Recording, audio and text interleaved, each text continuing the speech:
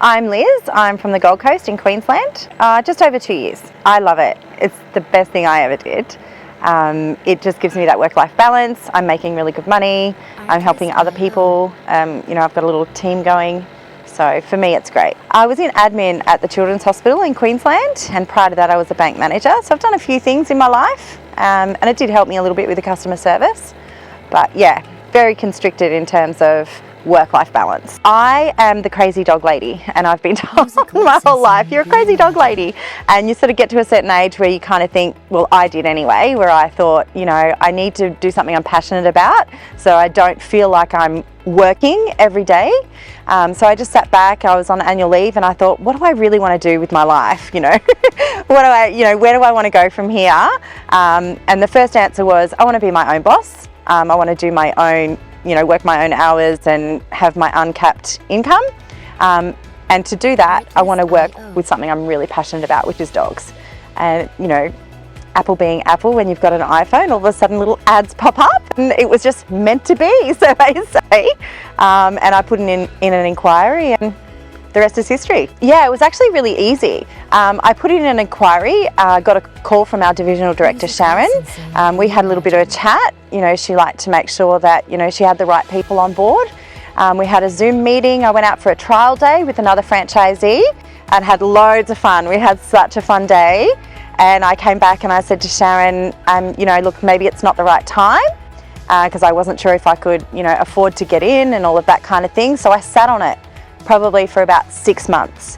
And eventually I just rang her back and I said, you know what, let's do it. I'm done. Let's just jump straight in. And yeah, that was it. I was right in the middle of COVID too. So I was smack bang in the middle of COVID, and being in Queensland, our borders closed.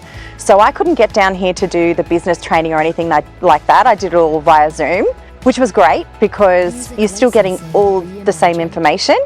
The one thing that I found the most beneficial through COVID was, Queensland, as the whole country knows, were pretty tough with their COVID restrictions, and we were allowed to work outside as a single person. And being a mobile dog wash, I was a single person working outside.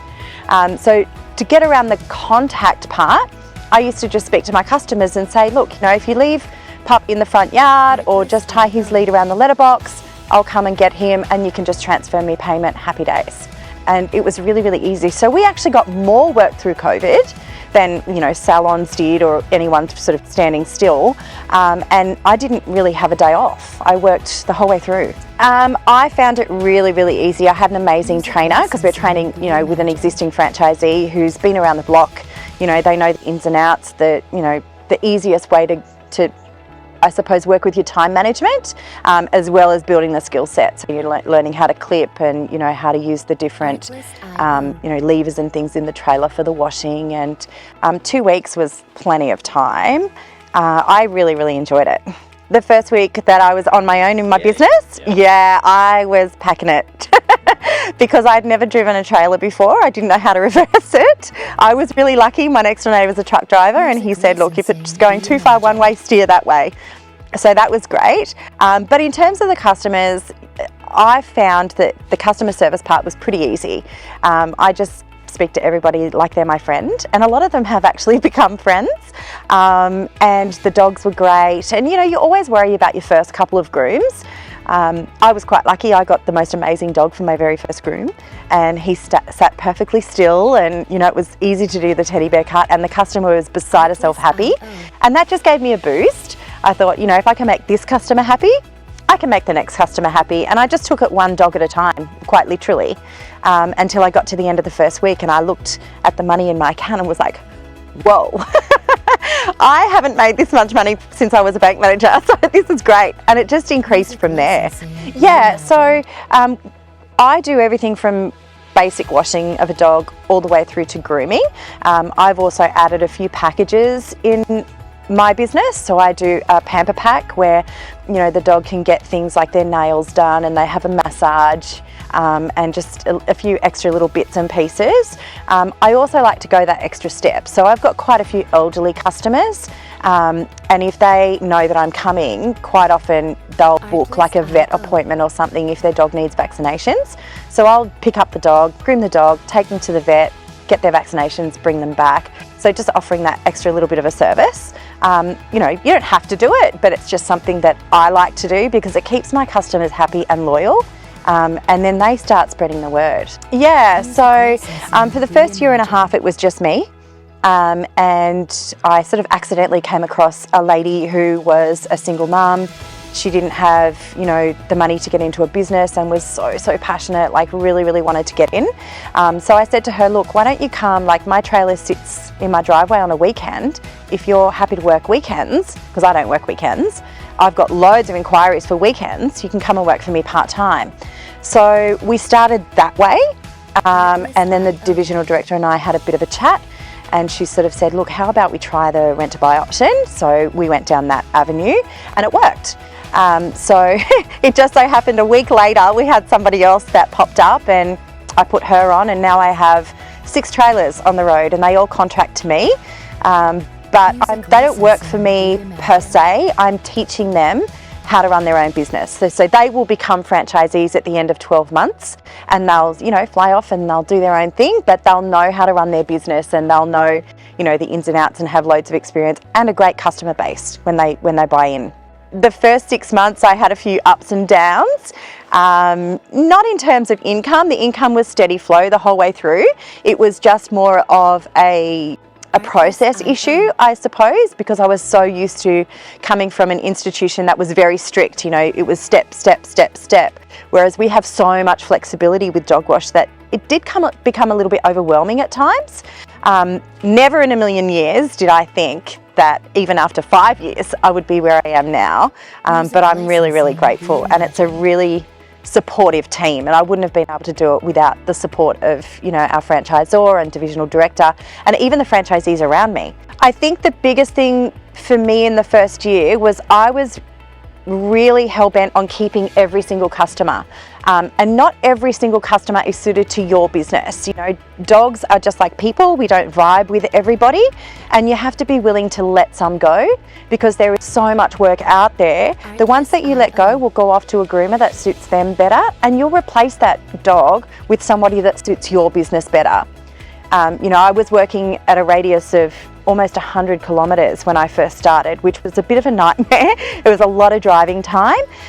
So I just had to tell myself, persevere, eventually you'll bring it down and it'll just be close to home, and that's exactly what happened. So we do everything a salon does, we just do it in a driveway or out the front of someone's house. We have a little mobile salon that we take around behind us, and it's really suited to a lot of families that, you know, I've got a lot of customers that work, so, you know, they're not even home when I do their dog. They get home and puppy's happy and beautiful and smelling fresh and everything's great, whereas a salon, you have to drop your dog off and you've got to go back and pick them up.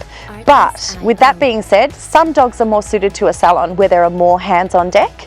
You know, really sort of super anxious dogs might be better going to a salon where, you know, there are a few more hands that can help. So they both have their place.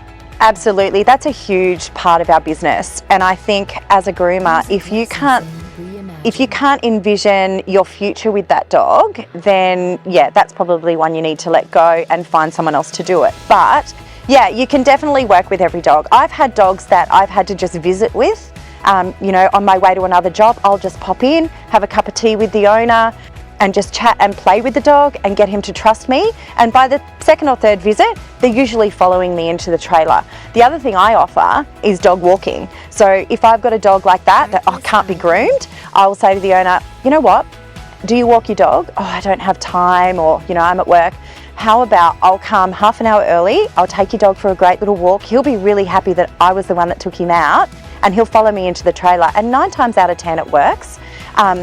And just getting the customer, the owner of the dog, to understand that with some dogs it is a step-by-step process. You may not get a full groom completed at the first visit, but if you work with the owner and you really communicate with them, you know, that look, your dog is super anxious and I don't want to terrify him and traumatize him. I'm all about the well-being of the dog, but I'm happy to work with him. So how about every 3 or 4 weeks, I'll come out and we'll just start with washing and blow drying, and we'll do little trims until we can build up to that big groom.